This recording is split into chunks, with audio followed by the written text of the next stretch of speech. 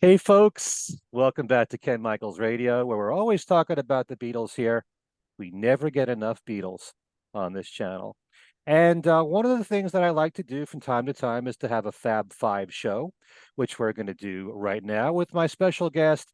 He's no stranger to you because he's my fellow comrade on the Talk More Talk, a Solo-Beatles Videocast podcast. And he also is co-host with Andy Nichols for the very popular Paul McCartney podcast called Two Legs, and that's Tom HUNYADY. Hi, Tom. Hello, Ken. How you doing? It's good to be back, and always enjoy, hanging out with you. And because I always feel like I learn something whenever if I listen to you on the radio or hang out with you on the shows, this one, or if you're on our show, it's great to hang out with you. Okay. We see each other so much, I feel like you're in my room all the time. I see you more than my family, practically. Right. Anyway. Right.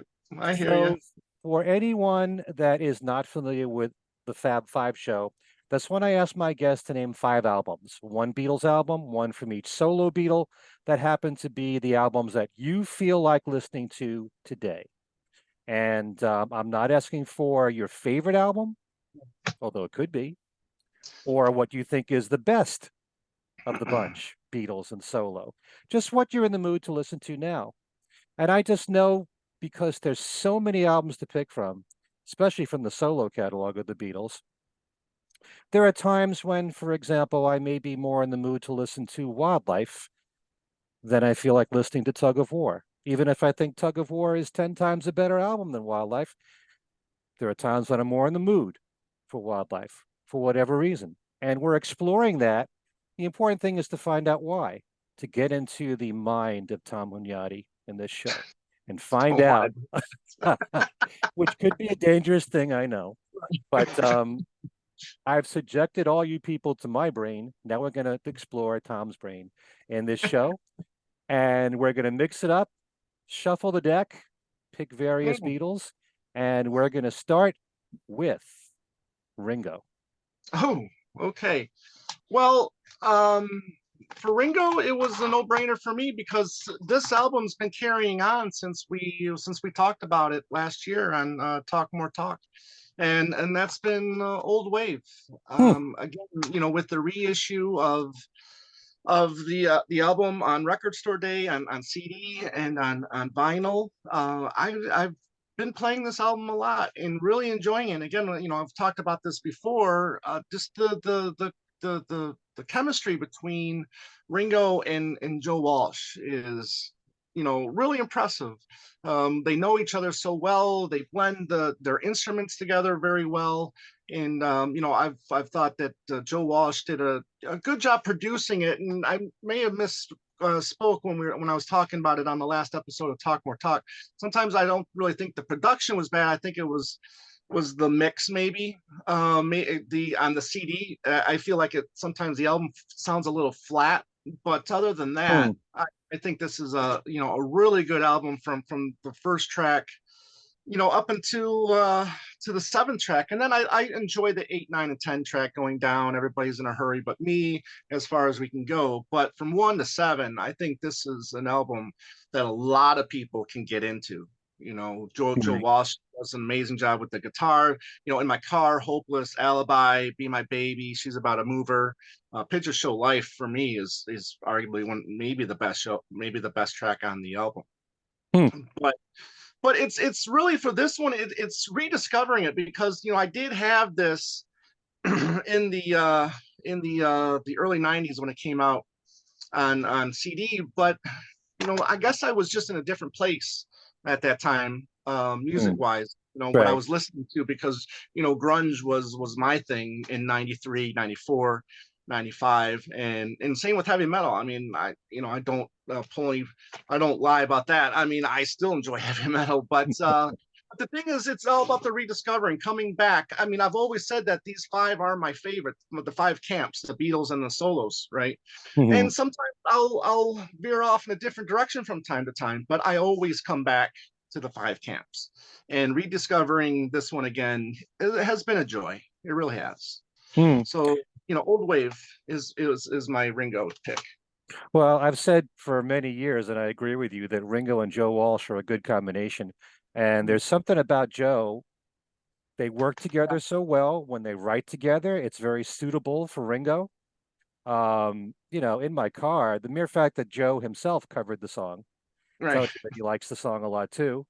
Mhm. And I do like the production. I didn't really feel any flatness at all Mhm. there.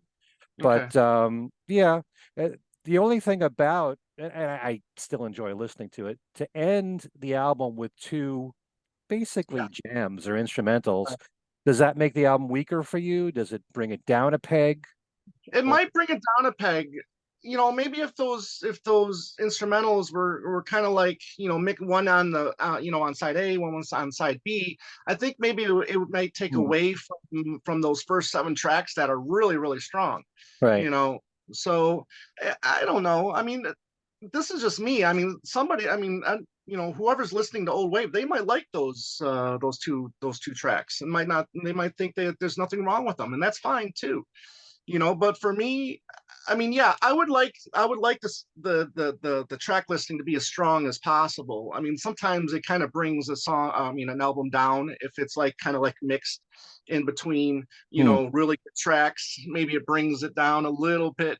So no, I'm not, I won't complain about the track listing. I think it's probably best that they're kind of like on their own towards the end. So right. it's kind of like if one of those jams were on the one of the first two albums of All Things Must Pass. Would it have enhanced the album at all? You think, or maybe it's just best that they're kind of left. On Apple Jam. Yeah, exactly. Yeah. Yeah, Well, I like those two instrumentals a lot. It's just sometimes, a lot of people think less of instrumentals, right. whether it's right or wrong, because there isn't as much effort because there's no lyrics. In this case, you just have the lyrics of the title. But Hmm. I enjoy those two. I just found it odd that it would end with two in a row. Right. Hmm. But yeah, and I know Hopeless is just so it fits Ringo's style so much. It's Absolutely. very much like Oh My. Yeah. It has that upbeat, bouncy Yeah. song and humorous lyrics. Hmm. We've talked about this. Uh, I went to see my doctor to ask him what to do depending on the diagnosis. I said, Doc, I'm seeing double, and how are both of you? It's I love lyrics like that. And it's so perfect for Ringo's sense of humor. And Hmm. yeah, Alibi kind of reminds me of Blind Man a bit, Hmm. kind of a not really as much of a melodic song. He kind of talks his way through it. And Right. yeah, some really good tracks throughout. And I do appreciate every now and then when Ringo works with Joe, whether it's on Mhm. his post Mark Hudson Right. period. Um, and if he works with them for his EPs, I'm all for it. I just think the two of them really are a good combination. I wouldn't Mhm. mind if Ringo made another album with him, or just Oh did. no. Exactly. Yeah. I mean, like you said, they work well together. Their personalities are, they're a good timing pair. Hmm, They would have a great time. And the track on Zoom In, right? Gotta get. I mean, no, I'm sorry. What's my name? Gotta get up to get down. right. Just again, another stellar moment from the two. Hmm. I like Fill in the Blanks a lot, Mm, and Ringo and Joe wrote that together. mhm. So yeah, and the only song that you really have a problem with is As Far as We Can Go. A little bit, but I mean, again, I enjoy that too. But yeah, I mean, everybody's in a hurry but me. Um, it's okay. You can tell. I mean, multiple Beatles have said that jamming is not really their thing, or I don't think that they're really good at jamming. Hmm, Um, but these are well constructed jams, but again it's kind of weird when he just comes in, everybody's in a hurry but me. They're almost, I don't know if they're like in the best spots of the song, maybe they are. But again, it's when you're driving and listening to it, it's a good driving song though. I think because whenever you get a good jam going, you could be going the speed limit at 1 minute, and then, next thing you know, maybe you're going, 15, 20 miles over the speed limit. Yeah. So, Well, but that it's that fun. happens. Yeah. That happens a lot with rockers for me. Yes. I'm really into Right. it. You Oh, don't absolutely. realize that the speed dial's going a little bit further than it should be. But same Yeah. thing with going down as an instrumental, you know. Hmm. Yeah. But I mean, it's good, but I mean, I guess I just don't feel it's up to snuff with the first 7, 8 tracks. hmm. Okay. All right. How about your John pick? Well, the John pick was interesting because I really didn't mean this to happen. It just happened. I was just looking at my the CDs, the CD rack the other day, or I should say last week, and I was like, I talk about this particular project a lot, whether it's two legs or with friends or whatnot, and just going down memory lane. And I don't know if you would consider this cheating or not, but I went with Imagine, John Lennon, which Got a lot of again, Beatles in there. oh It's yeah, yeah, not there really are, solo. Yeah. right. But it was in a way kind of my introduction to a lot of his solo material. Hmm. In '88, I was really, I mean, I in '89, I think I got Shade Fish in '89. So this was really like my introduction to his solo stuff. And just, I mean, being marveled by tracks like How and Jealous Guy, Hmm. Mother. Stand By Me, I've kind of always known just because of the original. But and then I've known just like Starting Over as well, but wasn't really too familiar with Imagine, to be honest with you. And then Beautiful Boy. I mean, this was the first time I discovered Beautiful Boy too, and was just blown away by it. Give Peace a Chance, I kind of knew, but it was like How, it was God, Mother, and Jealous Guy that just really blew me away, as a 14, 15-year old. Well, let's see here, I was, yeah, 15 in '88. So Hmm. discovering discovering this, and then you had Real Love, which was in a way, kind of solo, I guess you can say, It right? was. It was It was, solo. I mean, it was Yeah. at that time. Yeah. So, but yeah, I mean, it was cool to have these Beatles songs on here, but I mean, I would just go straight to the solo stuff. Hmm. Because I had already listened to, Ballad and John and Yoko. I already listened to them, a million times at that point. But yeah, Woman, How, and it was a really well done documentary. And kind of feel like it was a kind of a precursor to the anthology. Didn't some of Okay. the same people work on that too? I have to go I'm back and not double check. sure. I'd have to Yeah, check, but yeah. But the way it was structured with John telling his story with all the quotes, and it kind of jumped over to the anthology in a little bit, and showing the clips and all that stuff. But yeah, I mean, the Beatles stuff was cool. But finally seeing them working on Imagine, seeing that film, and then just seeing them kind of like in the tub, or just walking in their garden, Mhm. that's just really, for me, as someone that didn't get to experience any of that stuff as it was going on, like like you and Joe, or people of a little older than me. Uh-huh. This was huge for me in 1988, because I mean, again, I was in that learning stage. The person that got me into the Beatles lived in Mississippi at the time, so I mean, my family, my mom, my dad, they were Motown junkies, because I Uh-huh. grew up in Michigan, you know which is not a bad thing, but I mean, I didn't have them to say, okay, well, then listen to this album next, so I was kind of like on my own in a way. And Right. this really, and this album really, you know, led the way for me, for John, and just being, blown away just by those, what, 2, 4, 6, 8, 9, 10 songs, of solo That's material. Yeah, It's a good introduction for yeah, people when it comes to John Lennon. You said you right. weren't familiar with Imagine, the song? I don't recall. I really don't recall. Okay. I mean, I'm sure I heard it because I was listening to classic rock radio, around 86, 87, 88, but it was one, when they would play a John song, it wasn't really, Imagine, to be honest with you. Hmm. You know, It it was could too have been, mellow for classic rock to some degree. right, Yeah. right. And it could have been just like starting over.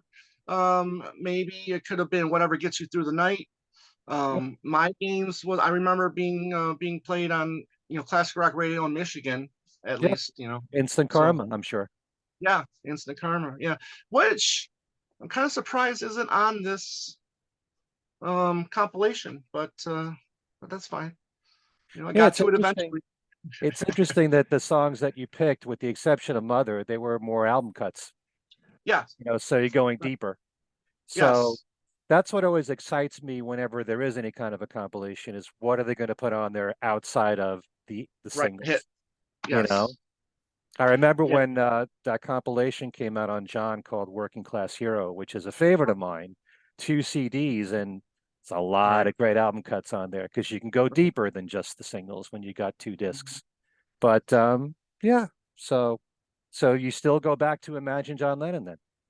Yeah, I mean, Soundtrack. I did, yeah, well, it had been a while, to be honest with you. I did have the DVD, but again, it was just one of those things that was perfect place at the perfect time, I guess. Because I did start off as I still am. I do consider myself a Beatle John Lennon guy. Hmm. A lot of my favorite Beatles songs, when I say them out loud, are John lead vocal songs. So Okay. yeah. But you're more of a McCartney fan than a Lennon fan now. For the solo, yes. Okay. Yeah, but still for John, I do consider myself a very big John guy when it comes to the Beatles. Yes. All right. Yeah. Let's move to the Beatles then. Do the group Okay. one. Yeah. We got Revolver last year. What do you think we're going to get this year? Do you think we're going to get the 60th anniversaries of Please Please Me and With the Beatles, It's or do or we go Rubber with Soul. Rubber Soul? Yeah, which is usually I don't do this either. I usually don't if I have a feeling that we're going to get the anniversary album, I usually will not play the album until that Hmm. anniversary comes out because I don't want to get fatigued on it. Right. But this album, since getting, I had a Walkman back in, I think, like 86, and then I bought all the cassettes first, and I just remember playing Rubber Soul, Hmm. over and over and over again. And Andy and I on the Two Leg Show, we did our favorite pre-Pepper Paul led songs, and a couple of tracks were on my list, and they've always been on my list, is I'm Looking Through You and You Won't See Me. Kind of fascinated by these, if you want to call them Jane songs, and whether or not I kind of think that she was his greatest muse, just because it wasn't a perfect relationship, right, Paul? There was No. parts of where he wished that she would stay home and not travel as much, Hmm. and maybe they did bicker back and forth quite often. However, for me, when you look at the songs that are considered Jane songs and how great they are lyrically, Love Has a Nasty Habit of Disappearing Overnight. Hmm. I wouldn't mind if I knew what I was missing. I mean, you don't hear those kind of lyrics when it comes to, Linda, Well, songs. that was a happy relationship. Yeah, well, Yeah. exactly. Hmm. But so lyrically, I think Paul was really, really, reaching new heights. Same for George. You got, If I Needed Someone. You got Think for Think for yourself. Yourself. So he too is, he got the 3 tracks for Revolver, but these 2 tracks on Rubber Soul, I think, are some of his best work as well. And Girl. Wow. I remember just being like, what is this song about? I mean, why? I mean, at 15, 14, 16 years old, I'm listening to Girl and trying to just figure out, what John trying to say? What do I have to look forward to when I get older and find myself in a, serious relationship? I mean, is he trying to tell me to not, I Hmm. mean, this is how all women are? You know what I mean? Do they all treat you like this? So that was fascinating. Michelle as well is just beautiful. Norwegian Wood, that might be my favorite track on the album. I love John singing on that song. I love the lyrics. Hmm. I love Paul's backing vocals. And like she told me, she worked in the morning and started they just, I love how he comes into that part of the song. And man, Right. yeah. So I mean, I know some people poop on Drive My Car sometimes. I never understood that. I don't understand why people have a problem with Drive My Car. Um, I don't I know why Drive My Car was never a hit or a Right, single. So perfect. right. Oh, it probably would have been a number one here in the States. I mean, that's probably where it would have been, a single. Yeah. But I have to confess that I haven't yet to listen to the U.S. Rubber Soul. When I started buying the cassettes, it was all British. It was all the UK Okay. stuff. So I've only ever known the UK. The only US album I've ever gotten was the Hey Jude album. So I will make a conscious effort to find a copy of the US Rubber Soul and give it a listen because people love it. And I Oh, want to. tell me about it. There are a few shows in a row that I did here where on the Fab Five show, my guest picked the American Rubber Soul Right. over the Yes. British one. So, I was brought up on all the American albums first Right. as a little Mm-hmm. kid. And even though Right. I have an affection for them, once the CDs came out in 1987, I hardly ever played the American ones after that. It's not Right. like I have a yearning. I don't just say, "Hey, let's pull out Beatles 6." I don't say that to myself, but I don't knock anyone that still loves those albums and the Right. stuff that was on them and all the Mhm. extra reverb that was put on there. And we all know that we had less songs on each album. Um, but it is interesting when you compare UK and US that sometimes you had some of the same sequencing of songs. Right. But yeah, a lot of people I know think of Rubber Soul starts with I've just seen a face. It's so Right. ingrained in their brain. And that's fine. I think Drive My Car is a great opening track. Oh yeah. And then, obviously in my life is, arguably one of the most Mm. important Beatles songs that there are, so um it was part of my wedding. So it meant, the track must mean something to me, I guess. But yeah, so I definitely need to see what I'm missing with the US version of Rubber Soul. Okay. Hey, when it comes to the Beatles, it's easy to pick any one of their albums. Oh, absolutely. Absolutely. Sometimes I'm in a later Beatle mood, sometimes you're in an early Beatles mood, sometimes you like the middle period a lot. So, and it's always fascinating because you see the growth in them as a band from album to album, Mhm. and just on the quality of the songs. And for whatever the reason, growing up as a kid, "You Won't See Me" was my favorite Beatles song. I don't Really? know why. I always loved the melody a lot. I love Paul's vocals a lot. I like Right. the back and forth, the vocals. Um, Incredible song overall. Yeah. And I think he I said it was kind of like he wanted it to have, it was like a Motown feel in the mm, song, which I never mm, would have thought about had he not said that. But right. yeah, it's such an amazing album. In My Life is one of the greatest love songs ever Agreed. from Agreed. any artist. Right. So Agreed. yeah, Yeah. you can't go wrong with any Beatles album. Yeah. I guess it would be cool if they started going with the 60th anniversary of the first two. But again, in a way, I still wouldn't mind if it was Rubber Soul released this year. Hmm. As an archive release. So, or deluxe, whatever you want to call it. Would you want them to do uh both albums as one package? Please, please me with the Beatles if they went that route? Or would you rather that each album stand by itself? Every album should stand by themselves. Yeah, I Okay. feel like you're kind of diminishing. Um, I feel like you're kind of like you know putting the two together, you're kind of, you know, thinking, not recognizing how great they are individually. And I Yeah. think, and then the progression from one to the next and to the next. I don't think any two albums should be in the same box set. It's Hmm. the same like when you get a DVD and there's two movies on one DVD. I hate what you know, Kind of you know. cheapens it, you know? Yeah, exactly, Yeah. exactly. Yeah, Hmm. All right.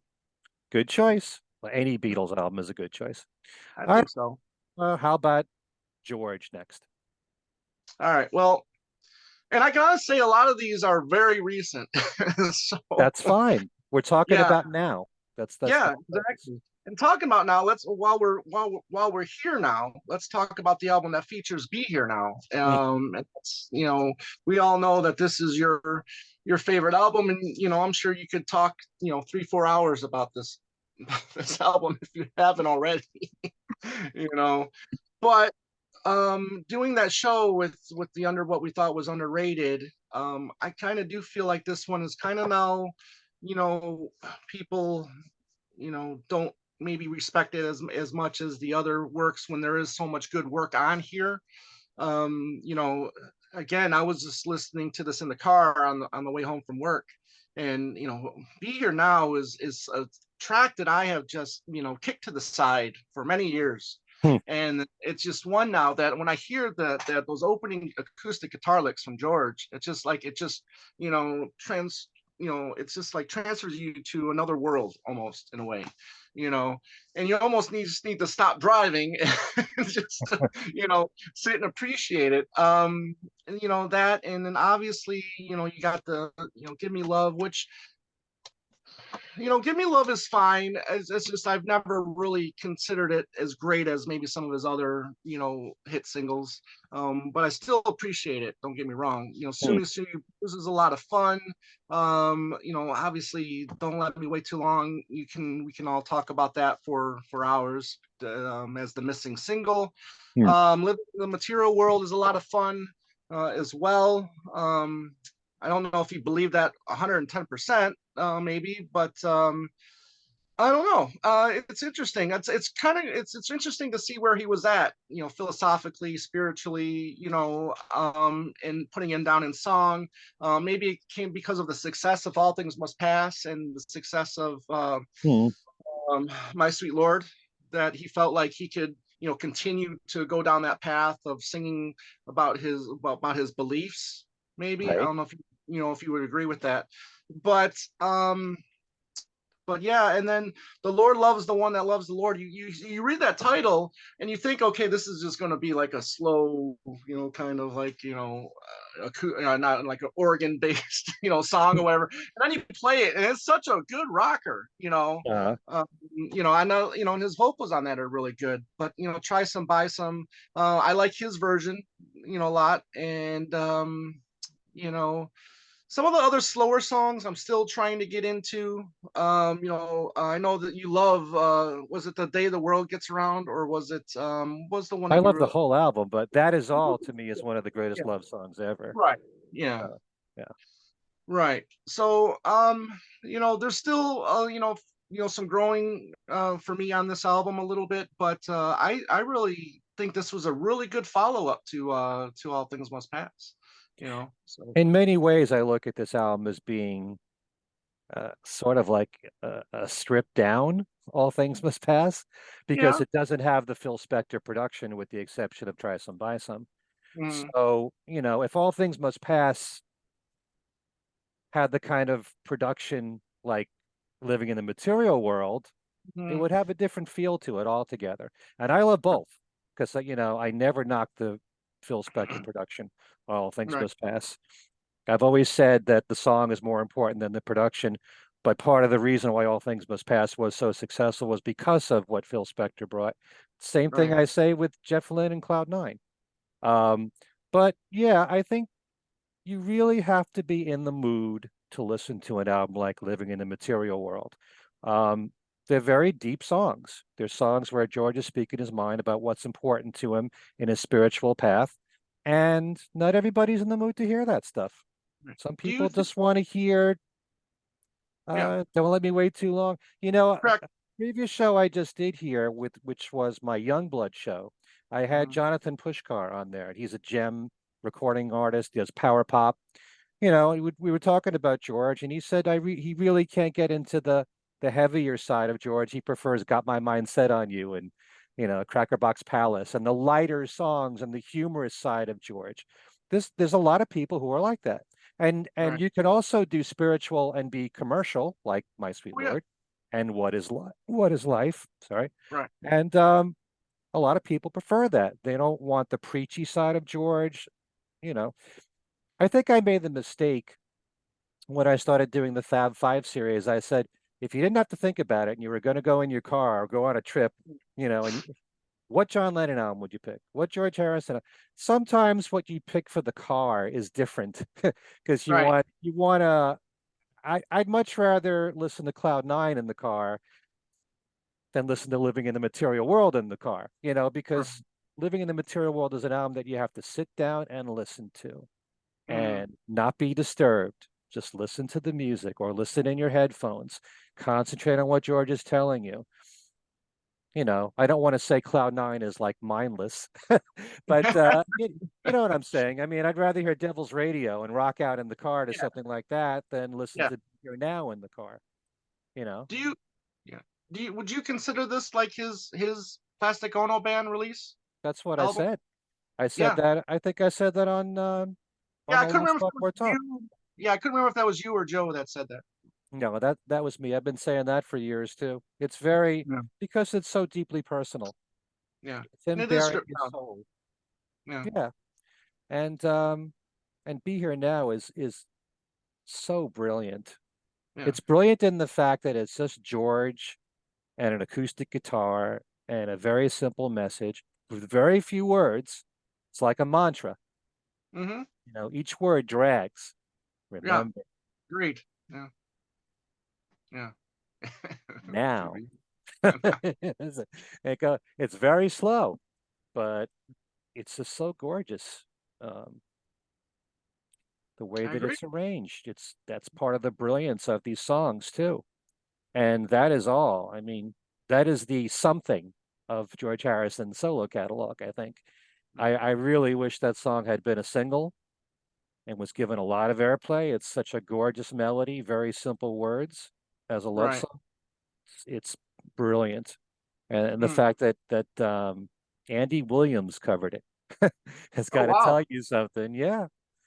If somebody of his caliber or a Frank Sinatra or a Tony Bennett cover your song, that says something, Mm. you know?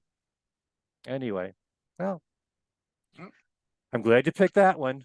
My favorite album from any artist is Living in I the agree. Material World, Yeah. even Hmm. more than a Beatles album. When did you come to discover that? When did you say in your mind that this is my favorite album of all time? I didn't write the date down, Tom. Well, I mean, come on. I love the album when it first came out. I think as I got older, I really grew to understand what George was going through. I admired him for speaking his mind, the same Mhm. way that I admire John for speaking his mind in Plastic Ono Band. To come out with a song like God, you Yeah. know, I don't believe in Beatles, something like that, which is so daring and bold to say. And here is George saying, you know, who he is to the world.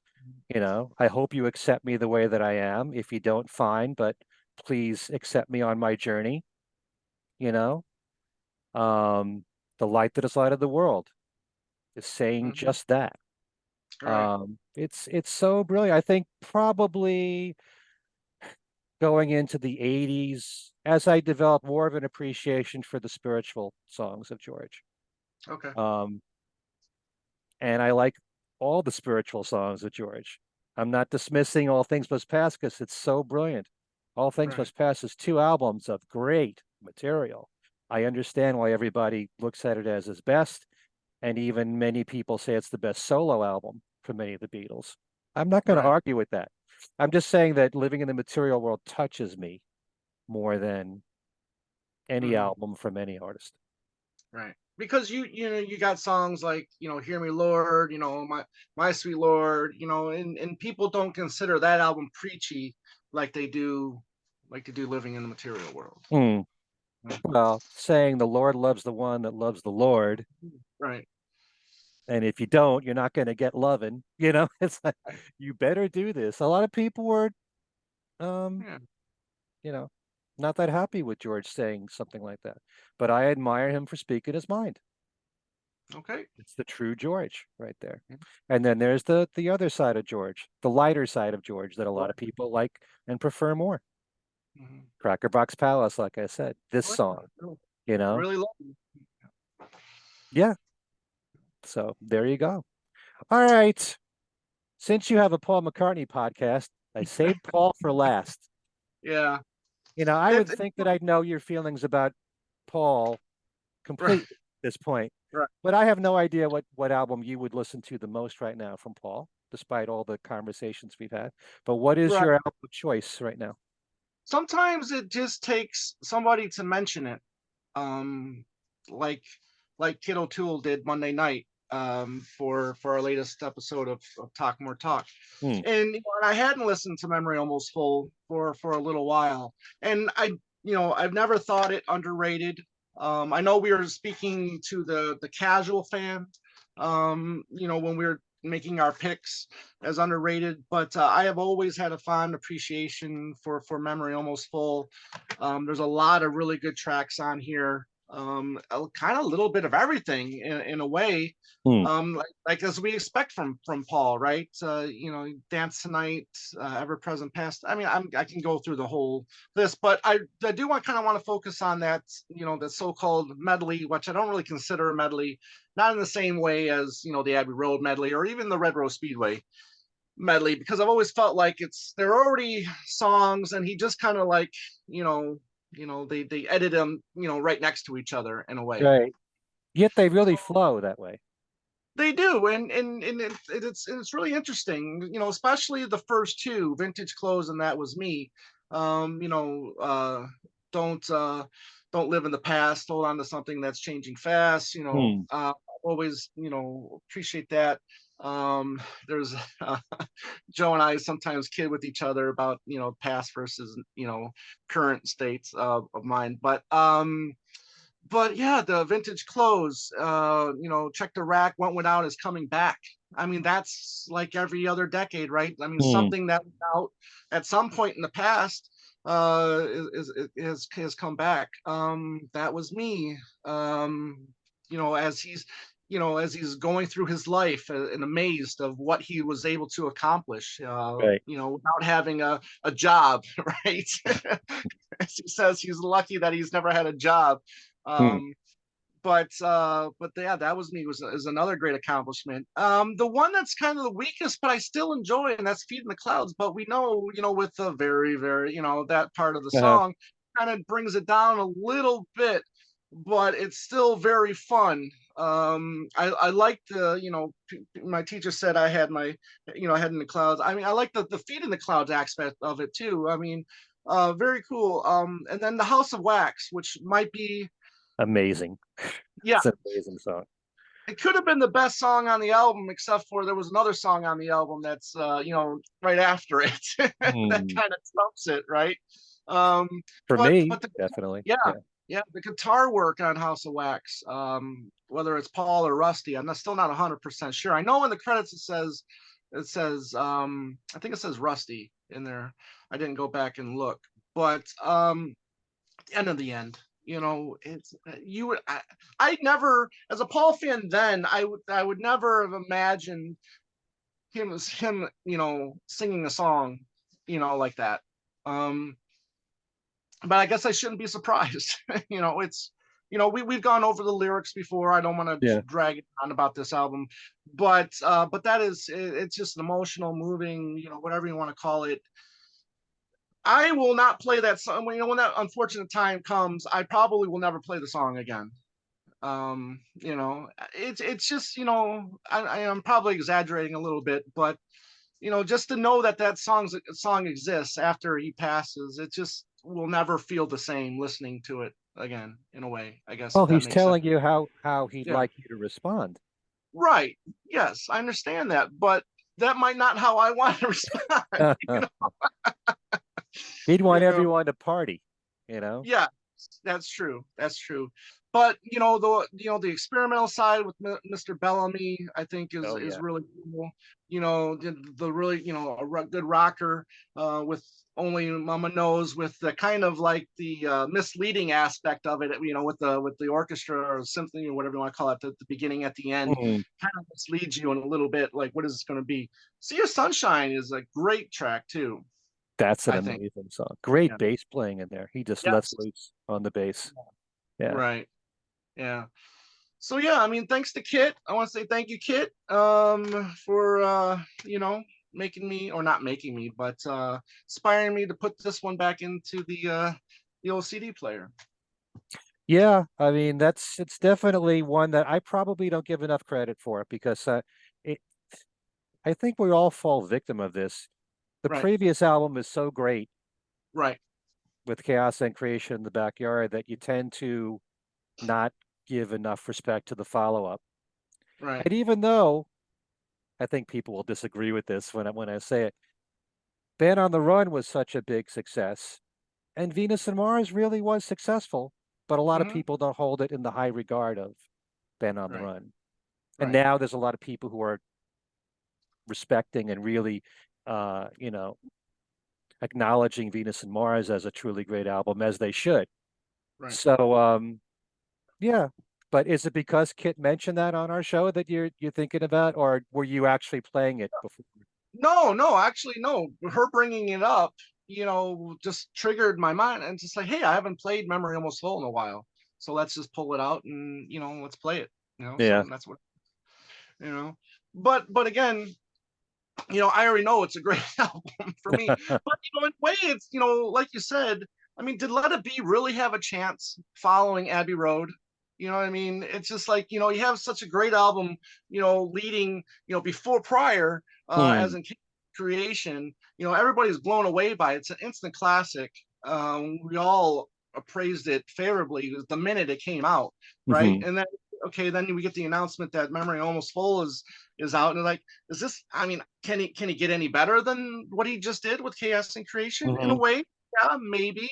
It was a little bit more poppy, a little bit more, fan friendly. Maybe Chaos was his, Plastic Ono band, and you had to be in a certain mood to listen to it. Yeah. But here's Very. a whole different Yeah. listening experience. Yeah, that's a good point. Chaos and Creation could be like his Plastic Ono band in a way, because there's very personal stuff on there. Mm, Of course, you've got the end of the end right, on Memory of My Soul. You don't get more personal right, than that. yeah, Sharing your feelings of how you'd want the world to react to your death. right. But yeah, and I got to tell you, Ever Present Past, once that Mm, song is in my head, it's there for weeks. It just does not leave. I love playing the video for that with that whole choreography thing with Paul right, and all the girl dancers around him. And yeah. yeah, there's a lot of good stuff on there. Um, and the bonus tracks too. I mean, Mhm. Why So Blue is an amazing Oh, song. yeah, and I'm a big fan of, was it 222? Yep. Yeah, I'm a big fan of that. I like that a lot. Nod Your Head, the closing track, not the biggest fan of, but again, it kind of lightens the mood after the end of the end. So I'm kind of glad that that's there in a way. You know? Yeah. Well, I think I said in our show that it's kind of like the more modern Smile Away, Mm, kind of okay. goofy in a way, a good Yeah. rocker, good Yes. screaming Yeah. vocals from Paul. And I also remember quite a while ago, I might have put down Feet in the Clouds Hmm. because of the repeated, it's Right. getting very, very, very hard. And then somebody wrote into me and said, well, what about Ain't No Sunshine? Right. And I know, I know, I know, I know, I know, I know, I know. And it's great in that song. So Right. maybe I was, too hard on Paul. Maybe, but I wouldn't dare compare the two, to be honest with you. Uh-huh. You know, Ain't No Sunshine is Classic. who wouldn't have wanted to write that song? Hmm. And of course, Paul did it too Yep, yep, with Hamish Stewart there. That's right. That's and Unplugged. Unplugged. Yeah. Yeah, Paul drummed to it actually. I would love to hear Paul singing that song.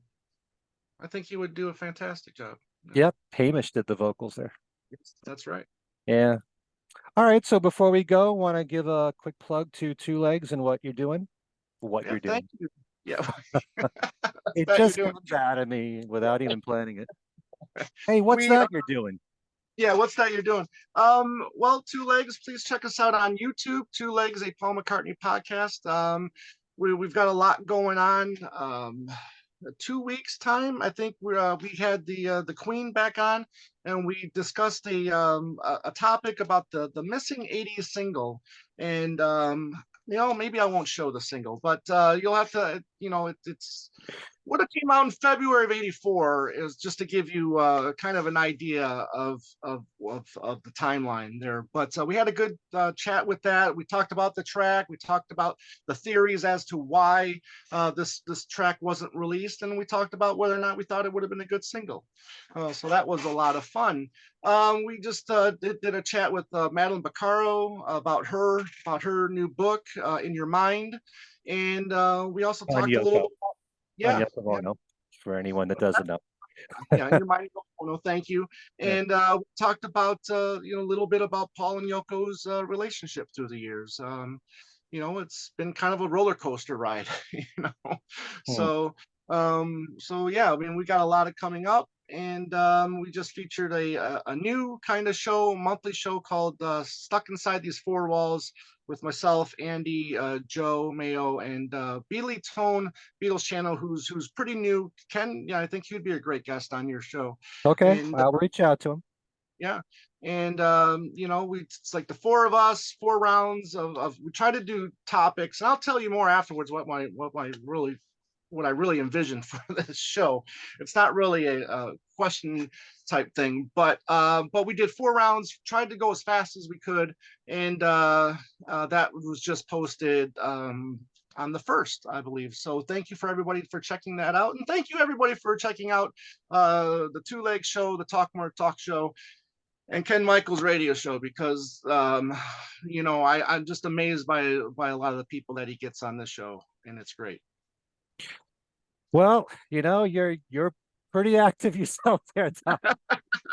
It's hard to keep track of you and Joe and Kit. Yep. I mean, she's in another new podcast too. Yeah. So yeah. I guess one is just not enough for us. We gotta we're like sharks, right? If we sleep, we'll die. I kind of said it on Talk More Talk. All you need is us. Yeah. We do enough shows, really. Hours of entertainment. Yeah. All right, Tom. Thanks for being here. You're going to be back pretty soon. I will tell everyone that I'm planning to do a trivia show with the Talk More Talk gang. Pretty soon, hopefully this month of February. We'll see if that gets pulled off. But thanks for coming on here, Tom. And appreciate it. We'll talk more talk soon. There you go. I love it. All right. Thanks, Ken. Thanks to all of you for watching.